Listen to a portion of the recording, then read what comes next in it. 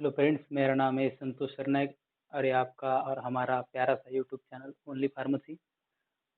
अगर आपको वीडियो पसंद आए तो ही लाइक कीजिए, अगर पसंद ना आए तो डिसलाइक कीजिए या लाइक ना कीजिए। तो आज के वीडियो में हम डिस्कस करने वाले फार्मास्यूटिकल बफर को सॉल्वेंसी और जो हमारे रह गए थे सोलिबिलिटी के बारे में जो भी पैरामीटर हो हम सब आज के वीडियो में डिस्कस करेंगे। तो इसके पहले वीडियो में मैंने डिस्कस किया था सोलिबिलिटी के बारे में जनरल पॉइंट, उसके बाद पीएच और सोलिबिलिटी के बीच में क्या रिलेशन होता है। तो आज के वीडियो में हम डिस्कस करेंगे सारे पॉइंट और आज हम सोलिबिलिटी को ख़त्म कर देंगे। ठीक है, तो स्टार्ट करते हैं। तो स्टार्टिंग करते हैं फार्मास्यूटिकल बफर से। बफर के बारे में मैं अगला पॉइंट में सारे बातें डिस्कस करूंगा। बफर क्या होता है कि वो पीएच में जो चेंजेस हो रहा है उसको क्या करता है, रजिस्ट करता है। तो अभी तक इतना ही ध्यान में रखें, बाकी बातें जो है मैं बाद में बताऊंगा आपको।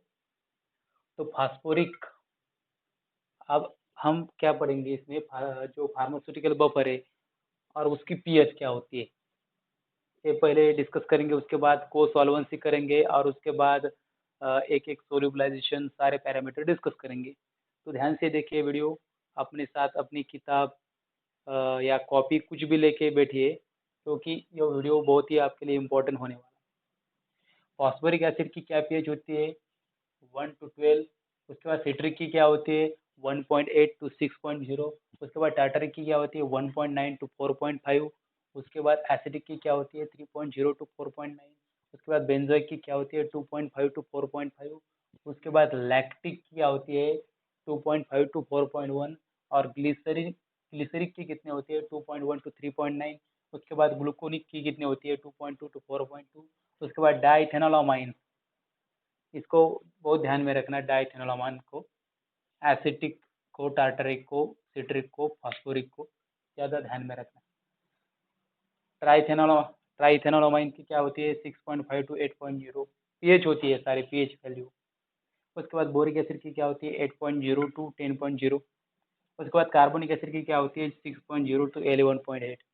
ये था फार्मास्यूटिकल बफर और इम्पोर्टेंट फार्मास्यूटिकल बफर है और उनकी पीएच है। ये लैकमन इंडस्ट्रियल फार्मेसी की बुक से मैंने एक्सट्रैक्ट किया है इसको और आपको ये बताया है। अगर आपको कोई भी प्रॉब्लम हो तो कमेंट सेक्शन में कमेंट कीजिए। अब हम को सॉल्वेंसी के बारे में पढ़ेंगे। को सॉल्वेंसी देखना है हमको, क्या देखना है, को सॉल्वेंसी।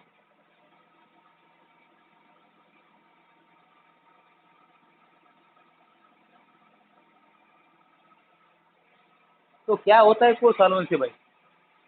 मैं आपसे ही पूछ रहा हूँ, क्या होता है को सॉल्वेंसी? नहीं पता ना, तो टेंशन नहीं लेने का, हाल वीडियो देखने का। अपन है ना, अपन सारा काम सेटल कर देगा। ये शूटिंग है ना, ये शूटिंग का काम अब हम सारा सेटल कर देंगे। सिर्फ क्या करना है, एक आपको नोटबुक लेना है और जितना मैं पढ़ाता हूँ सिर्फ उतना ही उसको क्या करना है, अपने नोटबुक में लिख डालना है। अगर आपने वो नोटबुक में लिख डाला है तो उसके बाद क्या करना है, आपको पढ़ लेना है। पहले नोटबुक में लिखना है, उसके बाद उसको पढ़ना है।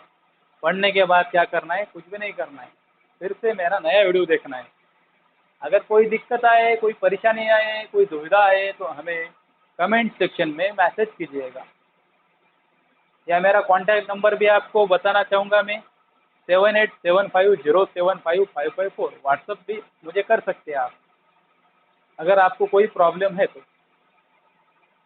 क्योंकि मैं सिर्फ वीडियो अपलोड करने के लिए नहीं बना रहा हूँ, आपको समझाने के लिए बना रहा हूँ। मुझे पता है मेरे व्यू ज़्यादा नहीं आते, मगर जितने भी आते उतने उतने में अच्छा लगता है। क्योंकि कभी 100, 200, 150 तक व्यू जाते हैं मेरे। तो मुझे लगता है भाई 150 या 100 लोग तो है जो मेरा वीडियो देख रहे हैं। मैं अपना नॉलेज स्प्रेड करने का काम कर रहा हूँ। आई विश अगले साल तक ये वीडियो कम से कम 5 से 6 हज़ार लोग तो इस वीडियो को देखेंगे। क्योंकि मैं इधर कंटेंट ऐसा प्रोवाइड करता हूँ, अगर मुझे उसके बारे में पूरा नॉलेज है तो ही मैं उस कंटेंट को बनाता हूँ भाई। अगर उसके बारे में नॉलेज नहीं तो मैं उसके बारे में कंटेंट नहीं बनाता हूँ। मुझे सारे चीज़ें के बारे में नॉलेज है, सारी चीज़ों के बारे में नॉलेज है जो फार्मेसी में, मगर मैं सुटिक्स को अच्छा पढ़ा सकता हूँ, सुटिक्स और कोलाजी को। और जो पॉइंट मैं अच्छे से पढ़ा सकता हूँ उसको ही मैं इधर पढ़ाऊंगा। तो सिर्फ आपको क्या करना है, नोटबुक लेनी है, उसमें नोट डाउन करना है और मैं पढ़ाना चालू करता हूँ। ऐसे ही बातें करते रहेंगे तो सर क्या पढ़ाएंगे आप, क्या बोर मार रहे हैं सर, आपकी ये कर रहे हैं सर, मैं खुद इसको अच्छा पढ़ा सकता हूँ, अच्छा पढ़ा सकता हूँ। अगर आपको वीडियो पसंद आए तो लाइक कीजिए भाई, कमेंट कीजिए यार, कोई कंजूसी कर रहे हैं बहुत आप, इतनी कंजूसी नहीं करनी चाहिए। हम आपको कंटेंट प्रोवाइड कर रहे हैं और आप कोई रिस्पॉन्स ही नहीं दे रहे, कमेंट ही नहीं कर रहे, इसलिए मैंने कुछ वीडियो के उससे हमें कमेंट ही ऑफ कर दे, टर्न ऑफ कर दे। अगर इस वीडियो में कमेंट नहीं आए जो मैंने अभी बना रहा हूँ, आपको दिखेगा बनाने के बाद यूट्यूब पे, अगर आपने कमेंट नहीं किए तो भी मैं बनाऊंगा, मगर आपके जो कमेंट होते, जो आपके लाइक होते, जो आपके व्यू होते, उससे हमें मोटिवेशन मिलता है और वीडियो बनाने का। अगर हमारा वीडियो अगर उसके व्यू ज़्यादा हो गए, उसको लाइक ज़्यादा हो गया या उसमें कमेंट ज़्यादा आ गई, सर बहुत अच्छा कंसेप्ट था, हमें समझ में आ गया हो, ऐसा ऐसा कुछ आपने बताया, तो हमें बहुत अच्छा लगता है। और हम क्या करते, और हमें इम्प्रूव करने की कोशिश करते और हम अच्छा कंसेप्ट बनाने की कोशिश करते। और जो मैं आपको कंसेप्ट इधर पढ़ा रहा हूँ वो कंसेप्ट बहुत ही शानदार कंसेप्ट है, बहुत ही डैशिंग वाला कंसेप्ट है, एकदम हीरो के माफिक पढ़ा रहा हूँ आपको मैं। आपको सारी बातें ध्यान में आ जाएगी, सिर्फ आपको मेरा वीडियो देखना है। तो स्टार्ट करते हैं को सॉल्वेंसी के बारे में। तो को सॉल्वेंसी क्या होता है, को सॉल्वेंसी मतलब एक फेनोमेनन होता है जिसमें क्या होता है, अगर कोई नॉन पोलर या कोई नॉन इलेक्ट्रोलाइट, अगर कोई नॉन पोलर या नॉन इलेक्ट्रोलाइट, ध्यान से सुनना है, अगर कोई नॉन पोलर, क्या, नॉन पोलर या non electrolyte, just 1 minute, just 1 minute, कोई नॉन पोलर या कोई नॉन इलेक्ट्रोलाइट है, अगर वो वाटर में सोल्यूबल नहीं होता, आपको पता है नॉन पोलर और नॉन इलेक्ट्रोलाइट क्या होता है, वाटर में सोल्यूबल नहीं होता, तो उस केस में अगर हमको उसकी सोल्यूबिलिटी बढ़ानी है तो हम क्या करेंगे, उस केस में क्या करेंगे भाई, को सॉल्वेंट यूज करेंगे। इसलिए हम को सॉल्वेंसी पढ़ रहे हैं। को सॉल्वेंसी में क्या करते हैं, जो नॉन पोलर या नॉन इलेक्ट्रोलाइट जो सोल्यूट है उसको हम वाटर में डिजोल्व करने के लिए क्या करते हैं, उसमें कोई एजेंट डालते, वो क्या करता है, इंटरफेशियल टेंशन को कम कर देता है भाई, है ना, क्या करता है वो, इंटरटेशनल फेनोमेनन को कम करता है। इंटरटेशनल फेनोमेनन को कम करने के बाद क्या होता है, क्या होता है सर, आप ही बताएंगे, हम ही बताएंगे, आपको पता है किसी भी चीज़ में इंटरफेशियल टेंशन कम होने के बाद क्या होता है, सोल्यू उसका सोल्यूबिलिटी बढ़ जाता है, उसका सोल्यूबिलिटी बढ़ जाता है। तो अगर ये नॉर्मली क्या होता है, नॉन पोलर और नॉन इलेक्ट्रोलाइट वाटर में सोल्यूबल नहीं होते, हमने इधर एक और आदमी डाल दिया, मतलब और इधर क्या डाल दिया हमने, इधर एक हमने एक एजेंट डाल दिया। काय को डाल दिया एजेंट, हम इधर इधर एजेंट डाल दिया क्योंकि हमको इस नॉन पोलर या नॉन इलेक्ट्रोलाइट की क्या करनी है, सोल्यूबिलिटी वाटर में बढ़ानी है। तो कैसे बढ़ाएंगे, इस एजेंट को डाल के। और इस फेनोमेनन को क्या कहेंगे, किसी एजेंट को डालने के बाद जो नॉन पोलर या नॉन इलेक्ट्रोलाइट की सोल्यूबिलिटी बढ़ती, उस फेनोमेनन को हम क्या कहेंगे, को सॉल्वेंसी कहेंगे। और उसमें जो एजेंट यूज करते हैं उसको क्या कहेंगे, को सॉल्वेंट कहेंगे। तो कौन से को सॉल्वेंट होती है सर, अभी बताता हूँ, अभी बताता हूँ आपको, टेंशन नहीं लेने का। को सॉल्वेंट क्या होते हैं, इथेनॉल,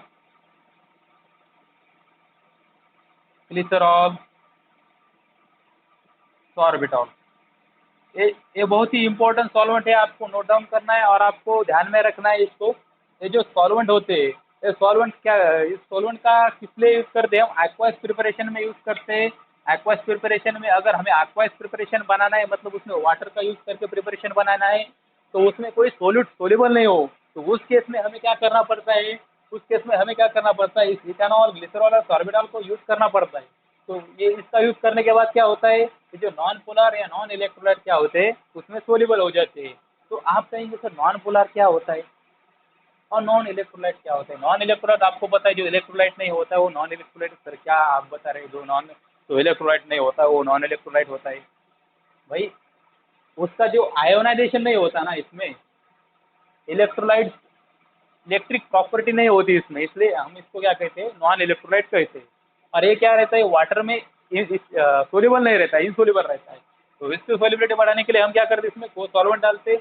अगर आप बोलोगे नॉन पोलर क्या होता है, आप तो सर बस फंस गए। अब आप नहीं बता पाएंगे नॉन पोलर क्या होता है। तो आपको डेफिनेशन बताऊंगा और उसका सॉल्यूशन भी बताऊंगा, उस डेफिनेशन का एक्सप्लेनेशन भी करूंगा। तो क्या आपको पता है वाटर क्या होता है, पोलर होता है, और जो पोलर नहीं होता वो क्या होता है, नॉन पोलर होता है। सर क्या बात कर रहे हैं सर, आप क्या बता रहे हैं सर? पोलर नहीं होता तो नॉन पोलर ही होगा, ये तो बच्चे बच्चों को बताए। कुछ ऐसी चीज़ बताए हमको कि हम डिफरेंशिएट कर सके उसको, क्या कर सकेंगे, डिफरेंशिएट कर सकेंगे। तो पोलर में भाई क्या होता है, ध्यान से सुनना है, पोलर में क्या होता है कि जो पॉजिटिव और नेगेटिव एंड होते हैं, पॉजिटिव और नेगेटिव एंड किसके होते हैं, पॉजिटिव और नेगेटिव एंड किसके होते हैं, पॉजिटिव और नेगेटिव एंड किसके होते हैं, वो होते हैं डायपोल के। उसमें क्या होता है, वो कोइंसाइड नहीं होते, पोलर में कोइंसाइड नहीं होते पॉजिटिव और नेगेटिव एंड। और नॉन पोलर में क्या होते हैं, पॉजिटिव और नेगेटिव एंड क्या होते हैं, कोइंसाइड होते। तो नॉन पोलर की डेफिनेशन क्या होगी, द सब्सटेंसेस इन विच क्या बोलेंगे हम, पॉजिटिव और नेगेटिव चार्जेस और पॉजिटिव और negative poles are coincide with each other, it called as non polar. और जो ऐसे सब्सटेंस जिसमें नेगेटिव और पॉजिटिव जो पोल्स है वो आपस में कोइंसाइड नहीं करते, उसको क्या कहेंगे, उसको कहेंगे पोलर। तो इथेनॉल ध्यान में रखना है, उसके बाद ग्लिसरॉल, सॉर्बिटॉल। उसके बाद कुछ ऐसे होते हैं जो ओरल सॉल्यूशन में, ये तो हमको पता है ओरल में हम डाल सकते हैं। उसके बाद ग्लूको फ्यूरॉल, डाइथिल केटामाइन और बहुत सारे इसमें को सॉल्वेंट होते हैं।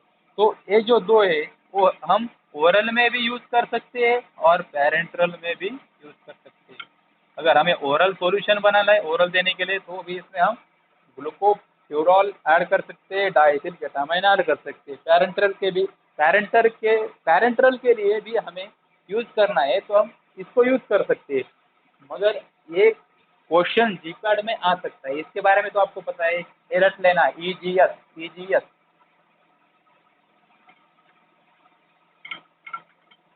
तो हाँ, एक क्वेश्चन आ सकता है, डाइथिल एसिटामाइड, इसका यूज हम सिर्फ और सिर्फ पैरेंट्रल में करते हैं, इसका यूज ओरल प्रिपरेशन में नहीं करते। क्यों नहीं करते भाई, इसका रीज़न बहुत सिंपल है। ये उसकी डिसएग्रीएबल जो टेस्ट है उस प्रिपरेशन की, ओरल प्रिपरेशन की, ये मास्क नहीं कर सकता। इसलिए हम इसको इसमें ही यूज़ करते हैं, पैरेंटल में ही यूज़ करते हैं। ओरल में यूज़ क्यों नहीं करते, उसके डिसएग्रीएबल टेस्ट ये मास्क नहीं कर सकता। अगर उसकी डिसएग्रीएबल टेस्ट होगी तो कौन लेगा ना उसको, नहीं लेगा ना। इसलिए क्या करना पड़ता है, इसको सिर्फ पैरेंटल में यूज़ करना पड़ता है।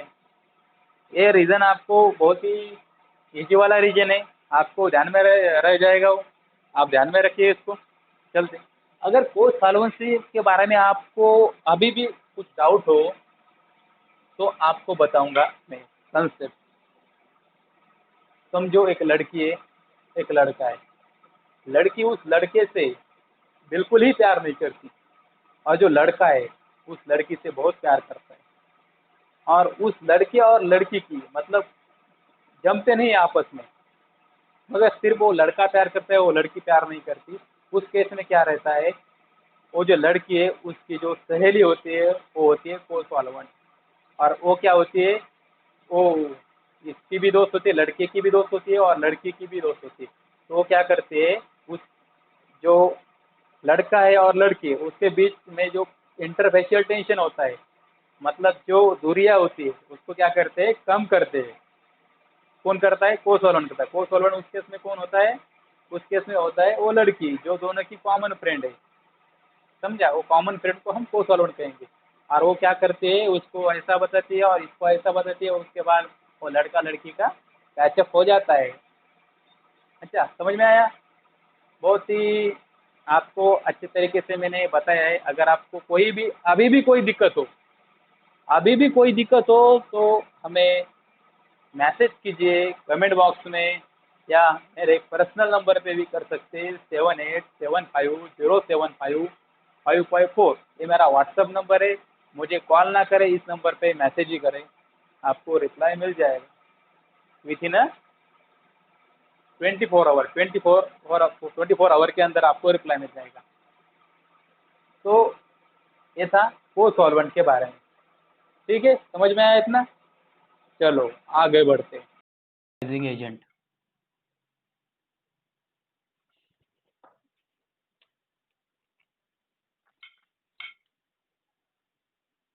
और इसको हम क्या कर सकते हैं, माइसिल फॉर्मिंग एजेंट।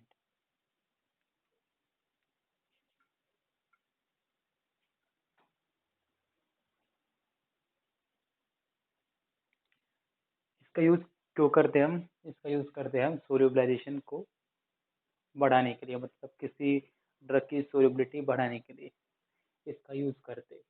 इसमें क्या यूज करते हैं हम, सरफेक्टेंट यूज करते हैं। सरफेक्टेंट मतलब क्या होता है, सरफेस एक्टिव एजेंट होता है। सरफेक्टेंट क्या करता है, इंटरफेशियल टेंशन, जो दो लेयर होते हैं, जो सोलिड और सोलवेंट के बीच में जो इंटरफेशियल टेंशन होता है, तो उसको क्या करता है, वो डिक्रीज करता है। उस डिक्रीज होने के कारण क्या होता है, इसकी सोलिबिलिटी बढ़ जाती है। तो इसमें हम सरफेक्टेंट का यूज करते हैं। इसका बहुत इम्पोर्टेंस होता है फिजियोलॉजिकल एब्सॉर्प्शन के लिए, physiological absorption and pharmacological response के लिए। अगर हमें किसी ड्रग का एब्सॉर्प्शन करना है या किसी ड्रग की कितनी एक्शन लानी है, इसके लिए इसका बहुत इम्पोर्टेंस होता है। पहली बात था एब्सॉर्प्शन। अगर किसी ड्रग का एब्सॉर्प्शन नहीं होगा तो उसका जो फार्माकोलॉजिकल इफेक्ट हो वो अच्छे से नहीं आएगा, क्योंकि बायोअवेलेबिलिटी कम हो जाएगी। तो उस कंडीशन में हम क्या करेंगे, सरफेक्टेंट यूज करेंगे। उस वो क्या करेंगे, फिजियोलॉजिकल एब्सॉर्प्शन को बढ़ा देंगे। तो इसके लिए हम एग्जांपल देखेंगे।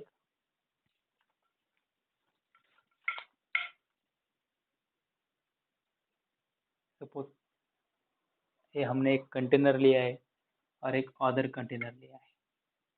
A beaker, suppose a beaker है और एक ए बी बीकर। इसमें क्या किया हमने, as a solvent pure water लिया। इसमें क्या किया हमने, as a solvent soap water लिया।